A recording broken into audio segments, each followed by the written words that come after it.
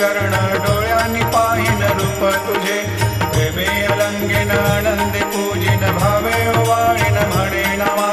त्वमेव माता पिता त्वमेव त्वमेव बंधु सखा त्वमेव त्वमेव विद्या द्रविणं त्वमेव त्वमेव सर्वं मम देवदेव कायेन वाचा मनसेन्द्रियैर्वा बुद्ध्यात्मना वा प्रकृति स्वभावात् करोमि यद्यत् सकलं परस्मै नारायणायति समर्पयामि अच्युतं केशवं रामनारायणं कृष्णदामोदरं वासुदेवं हरिं श्रीधरं माधवं गोपिकावल्लभं जानकीनायकं रामचन्द्रं भजे हरे